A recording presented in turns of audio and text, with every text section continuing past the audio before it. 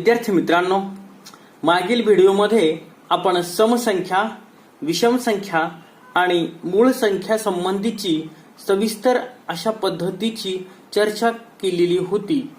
या व्हिडिओमध्ये आपण आणखीन काही संख्या संबंधीची माहिती घेणार आहोत. प्रथम आपण जी संख्या पाहणार आहोत ती संख्या आहे संयुक्त संख्या. आपण प्रथम संयुक्त संख्या संबंधीची सविस्तर अशा पद्धतीची चर्चा करणार आहोत. ज्या संख्येला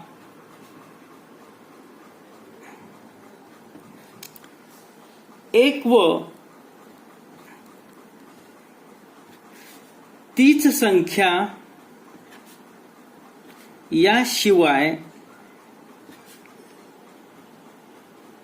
आणखी काही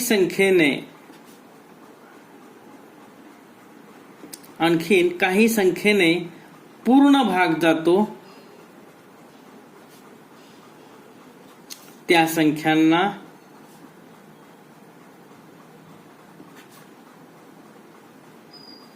संयुक्त संख्या म्हणतात.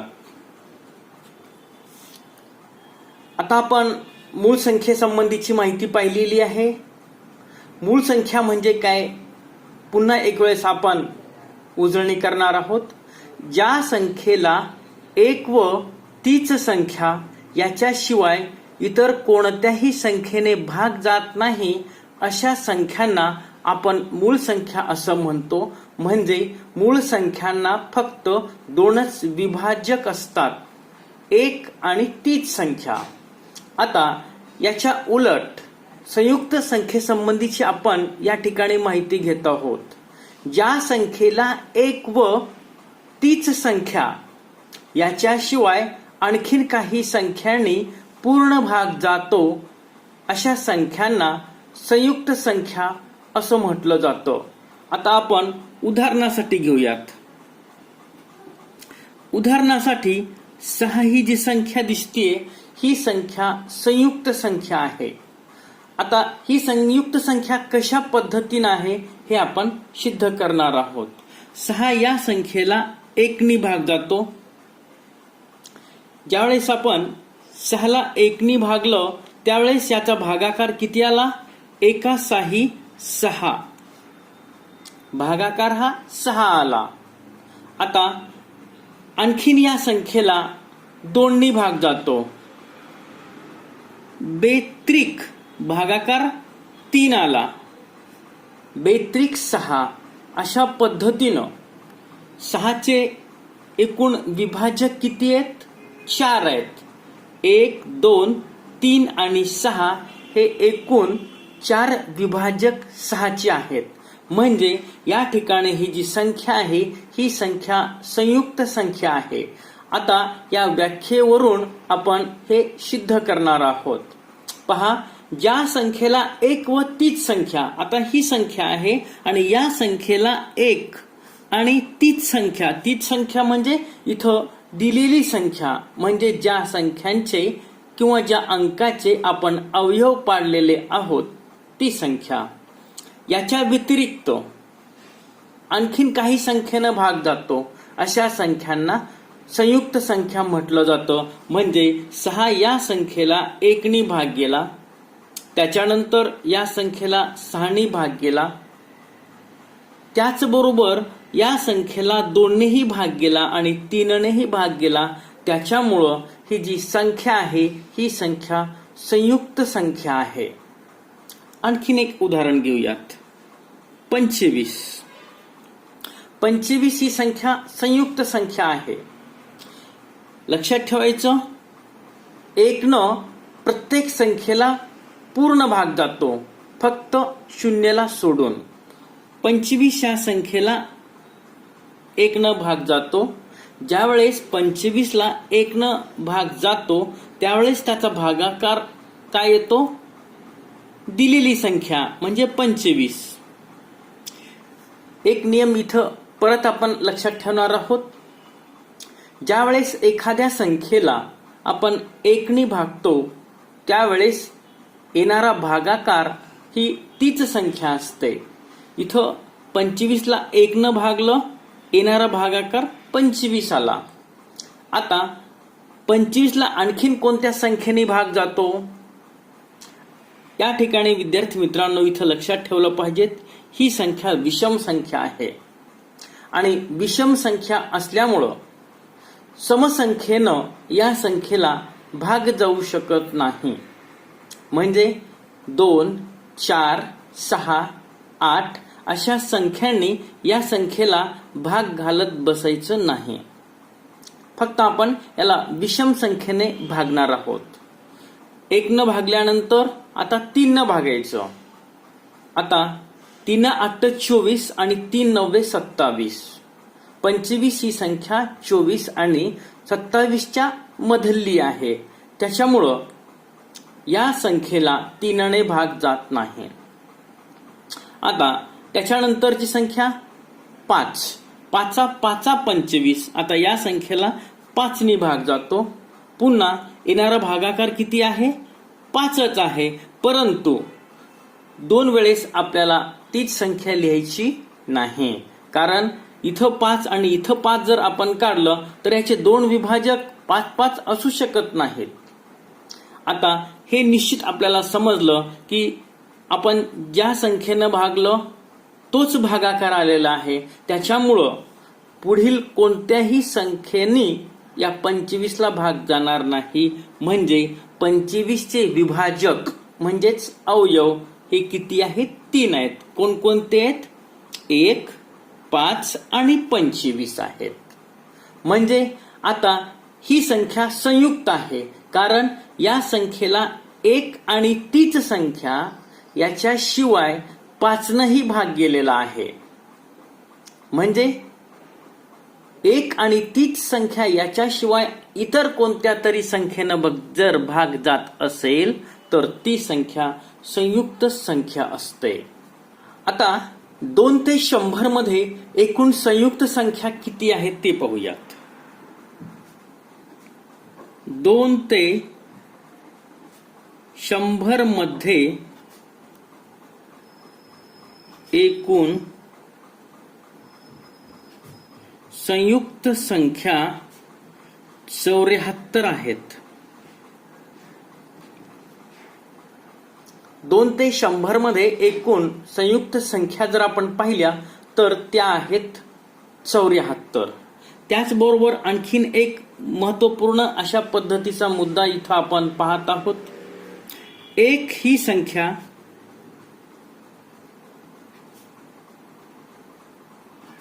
मूळ ही नाही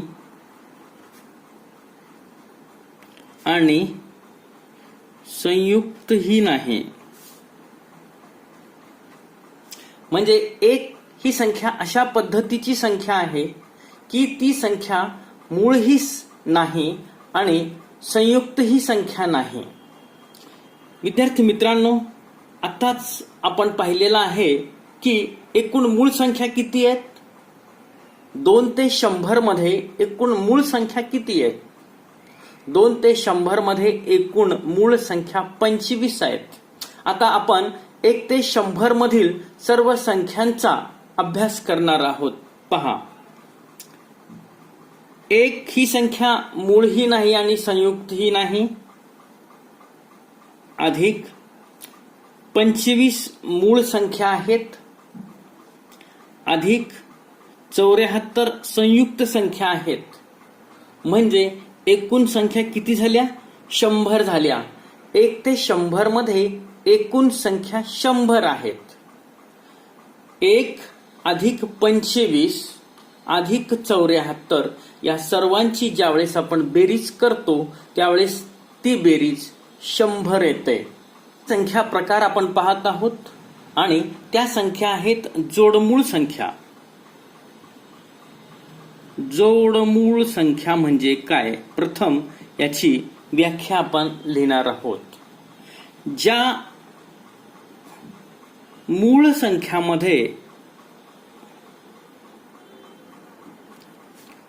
2चा फरक असतो अशा संख्यांना जोडमूळ संख्या म्हणतात. जोडमूळ संख्या किंवा यालाच आपण जुळ्या संख्या असंही म्हणतो. जुळ्या संख्या म्हणतात.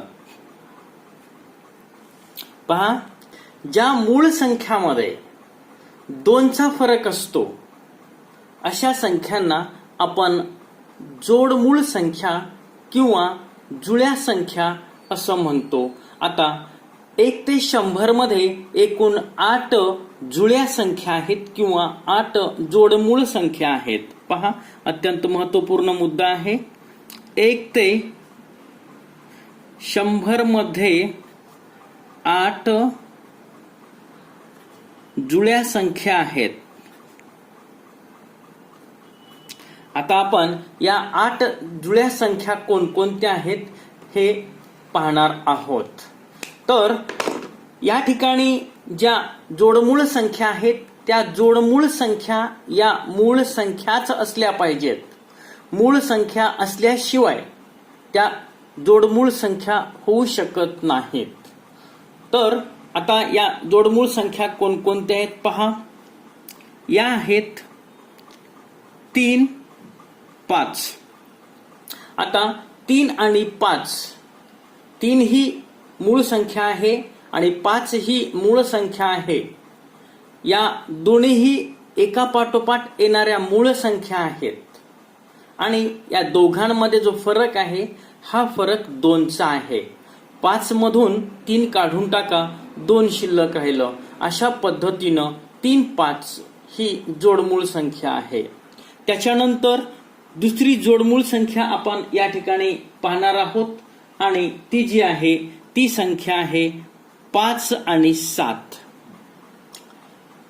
5 मूळ संख्या आहे, आत्ताच आपण पाहिलं इथं, आणि 7 ही मूळ संख्या आहे.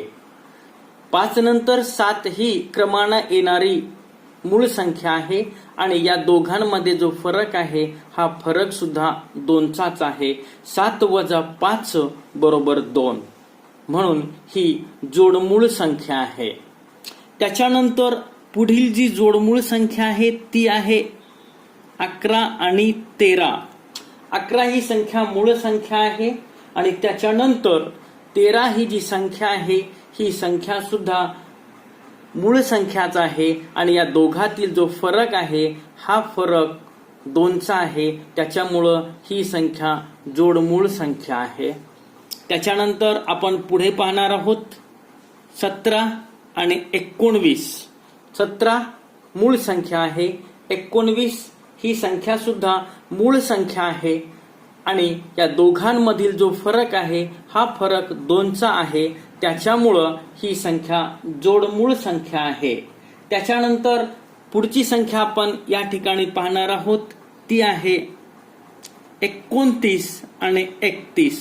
29 आणि 31 या दोन्ही संख्या मूळ संख्या आहेत आणि या दोघातील जो फरक आहे हा फरक 2चा आहे. म्हणजे 31 मधून आपण जर 29 काढून टाकलं तर किती शिल्लक राहतात?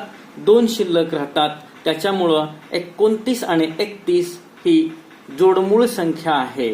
त्याच्यानंतर याच्या पुढची जोडमूळ संख्या आपण पाहणार आहोत ती आहे 41 आणि 43.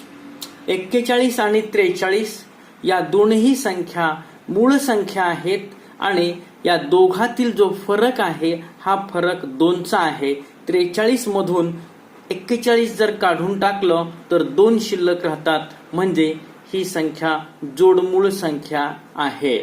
त्याच्यानंतर पुढची जोडमूळ संख्या आपण पाहणार आहोत आणि आता पहा किती जोडमूळ संख्या झालेल्या आहेत. 1, 2, 3, 4, 5 आणि 6 अशा पद्धतीनं एकूण 6 जोडमूळ संख्या या ठिकाणी झालेल्या आहेत. त्याच्यानंतर जी जोडमूळ संख्या आपण पाहणार आहोत ती आहे 59 आणि 61. 59 मूळ संख्या आहे आणि 61 ही मूळ संख्या आहे. या दोन्ही संख्या मूळ आहेत आणि या दोघातील फरक हा 2चा आहे. त्याच्यामुळं ही संख्या जोडमूळ संख्या आहे. त्याच्यानंतर शेवटची जोडमूळ संख्या आहे 71 आणि 73. 71 आणि 73 या दोन्हीही संख्या मूळ संख्या आहेत आणि या दोघातील जो फरक आहे हा फरक 2चा आहे. त्याच्यामुळं ही संख्या सुद्धा जोडमूळ संख्या आहे. अशा पद्धतीनं 1 ते 100 मध्ये एकूण 8 जुळ्या संख्या आहेत किंवा 8 जोडमूळ संख्या आहेत. हे आपण व्यवस्थित पद्धतीनं लक्षात ठेवलं पाहिजे. मित्रांनो, आता आपण सहमूळ संख्या संबंधीची सविस्तर चर्चा करणार आहोत. प्रथम आपण सहमूळ संख्या म्हणजे काय हे पाहूयात. सहमूळ संख्या ज्या जोडीतील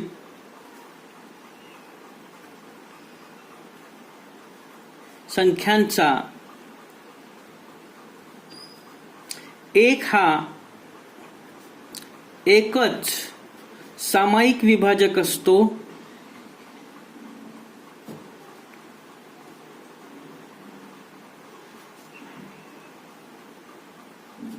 त्या संख्यांना सहमूळ संख्या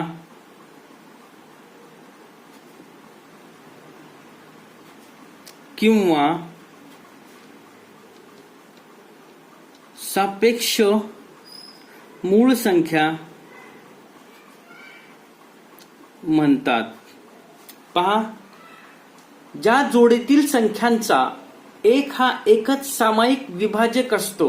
आता आपल्याला 2 संख्या दिलेल्या असतील आणि त्या 2 संख्यातील सामायिक विभाजक हा एकच असेल तर त्या ज्या संख्या असतात त्या संख्या सापेक्ष मूळ संख्या किंवा सहमूळ संख्या असतात. आता आपण याच्यावर सविस्तर चर्चा करणार आहोत.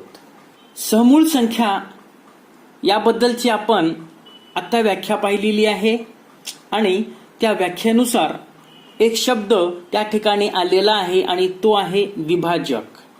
म्हणजे आपल्याला विभाजक म्हणजे काय हे माहिती असणं गरजेचं आहे.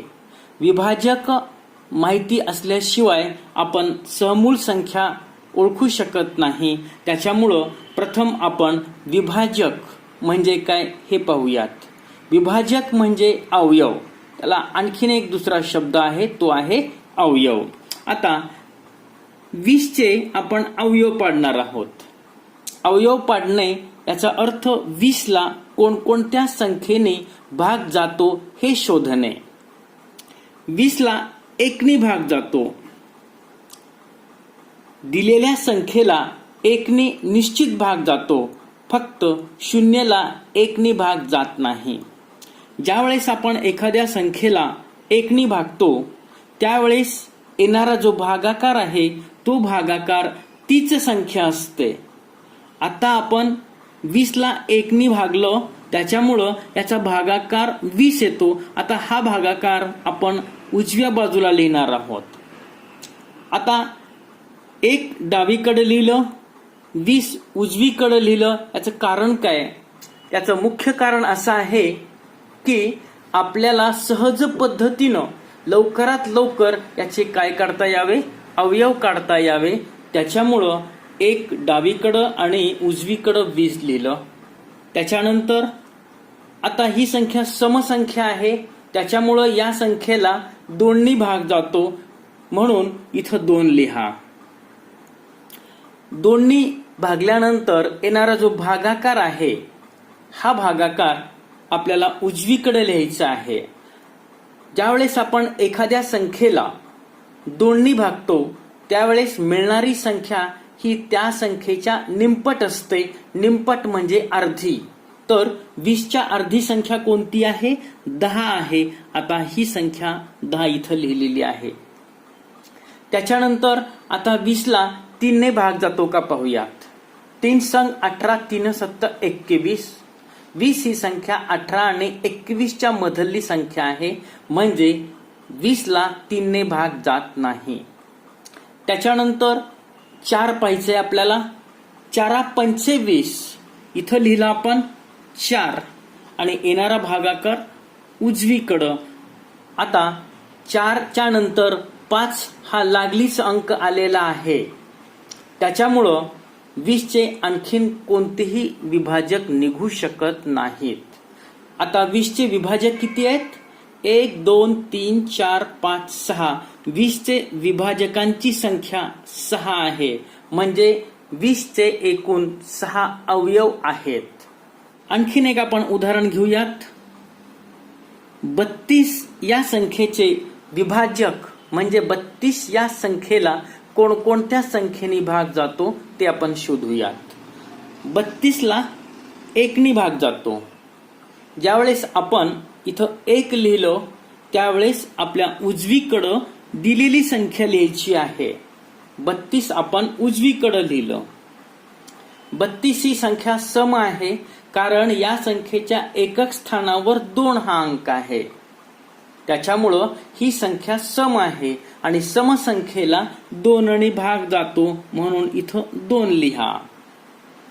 आता ज्यावेळेस एखाद्या संख्येला आपण 2 ने भागतो त्यावेळेस भागाकार त्या संख्येच्या अर्धी संख्या येते. आता 32च्या अर्धी संख्या आपल्याला माहिती जर नसेल तर आता आपण 32ला 2 ने भागणार आहोत. पहा, अशा पद्धतीनं आपण 32ला 2 ने भागू शकतो. आता सुरुवातीला 2 ने या 3ला भागा. बे एक बे अशा पद्धतीच्या भागाकाराची सवय आपण करून घ्यायला हवी आहे. बे एक बे. आता 3 मधून 2 काढून टाकलं, 1 राहिलं. इथं आपण 1 लिहिलं तरीही चालेल किंवा मनामध्ये 1 धरायचं आणि त्याच्या पुढे 2 आहे म्हणजे ती संख्या 12 तयार झाली. आता बेसख्खी 12 हे कटलं आणि हे पण कटलं. अशा पद्धतीनं याचा भागाकार 16 आला म्हणजे 32च्या अर्धी संख्या 16 आहे. आता या संख्येला 3 ने भाग जातो का पहा. या संख्येला 3 ने भाग जाणार नाही. 3 10 30. आता शिल्लक 2 राहिले त्याच्यामुळे भाग जात नाही. आता 4 न भागूयात. 4 8 32. 4 1 4 आणि 4 8 32. भाग पूर्ण गेलेला आहे. 32ला 5 ने भाग जात नाही. 5 सख 30. 5 7 35. भाग जाणार नाही.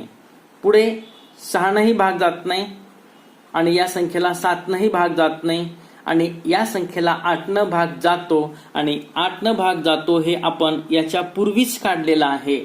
त्याच्यामुळं आता पुन्हा याचे विभाजक लिहित बसण्याची आवश्यकता नाही. अशा पद्धतीनं 32चे एकूण विभाजकांची संख्या सुद्धा 6च आहे. आपण आणखीन एक जोडी घेऊयात आणि ती जी जोडी आहे ती जोडी आहे 25 आणि 18 या 2 संख्या ज्या आहेत त्या समूळ संख्येची जोडी आहे किंवा नाही ते आपण पाहूयात. आता 25ला कोणकोणत्या संख्येने भाग जातो. 25ला 1 ने भाग जातो आणि भागल्यानंतर भागाकार 25 येतो.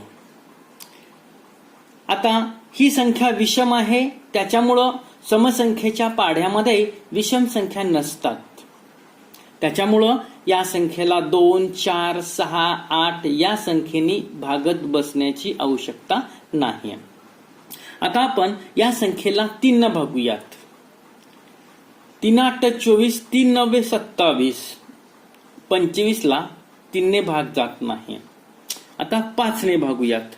5 5 25 भाग जातो पण भागाकार ही 5 आला त्याच्यामुळं या ठिकाणी आपल्याला 2 वेळेस 5 लिहिण्याची आवश्यकता नाही. आता भागाकार ही 5 आल्यामुळं आता याचे पुढील अवयव निघूच शकत नाहीत. म्हणजे 25चे अवयव म्हणजेच विभाजकांची संख्या 3 आहे. हे आपल्याला 3 लिहिण्याची आवश्यकता नाही. आता आपण 18चे विभाजक काढणार आहोत. 18ला 1 ने भाग जातो. भागाकार 18 आला कारण कोणत्याही संख्येला 1 न भागल्यानंतर मिळणारी संख्या तीच असते. म्हणून 1 भागाकार 18 ही संख्या सम आहे त्याच्यामुळं या संख्येला 2 ने भाग जातो. कारण या संख्येच्या एकक स्थानावर 8 हा अंक आहे आणि 8 ही जी संख्या आहे ही सम आहे, त्याच्यामुळं 18 ही संख्या सम आहे. आता 92 18 भागाकार 9 आला. आता 3 संग 18 या संख्येला 3 ने भाग जातो म्हणून 3 लिहा आणि 3 सख 18 भागाकार 6 आला. आता या संख्येला 4 न भागूयात. 4 चोक 16 4 पंचे 20. 5 नही या संख्येला भाग जाणार नाही. 5 त्रिक 15 5 चोक 20. 6 न 3 त्रिक 18, परंतु ही 6 ही संख्या आपण याच्या पूर्वी लिहिलेली आहे, त्याच्यामुळं या संख्येचे आणखीन विभाजक निघू शकत नाहीत. आता आपण सामायिक विभाजक इथं लिहिणार आहोत. सामायिक म्हणजे काय? दोन्ही गटामध्ये असणारे विभाजक, सामायिक विभाजक. त्याला आपण वर्तुळ करूयात. 1 1 आणि त्याच्यानंतर इथं 5 आहे, इथं 5 नाहीये, इथं 25 आहे, इथं 25 नाही, म्हणजे याचा सामायिक विभाजक हा किती निघालेला आहे? एकच निघालेला आहे. त्याच्यामुळं 25 आणि 18 ही जी जोडी आहे ही जोडी सहमूळ संख्येची जोडी आहे. कोणत्याही अत्यंत महत्वपूर्ण मुद्दा आपण या ठिकाणी पाहत आहोत. कोणत्याही दोन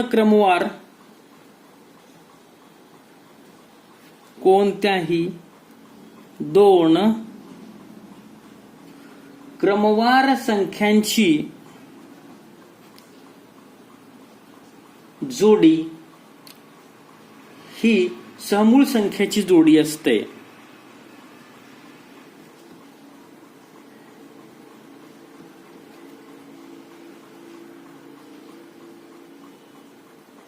पहा, कोणत्याही दोन क्रमवार संख्यांची जोडी, कोणत्याही दोन क्रमवार संख्या घ्या आणि ती जी जोडी असते ती जोडी सहमूळ संख्येची जोडी असते. उदाहरणासाठी 9 10, 9 आणि 10 ही सहमूळ संख्येची जोडी आहे. पुढची संख्या 92 93, ही जोडी सुद्धा सहमूळ संख्येची जोडी आहे. त्याच्यानंतर 41 42 ही संख्याची जोडी जी आहे ती जोडी सुद्धा सहमूळ संख्येची जोडी आहे. आता याचं प्रमुख कारण काय? कारण 9 आणि 10 या क्रमानं एकापाठोपाठ येणाऱ्या संख्या आहेत. 92 आणि 93 या संख्या सुद्धा क्रमानं एकापाठोपाठ एक येतात. त्याच्यानंतर 41 आणि 42 या दोन्ही संख्या क्रमानं एकापाठोपाठ येतात. त्याच्यामुळं या ठिकाणी दिलेल्या या ज्या संख्या आहेत या संख्या सहमूळ संख्येच्या जोड्या आहेत. म्हणजेच कोणत्याही दोन क्रमवार संख्यांची जोडी ही सहमूळ संख्यांची जोडी असते.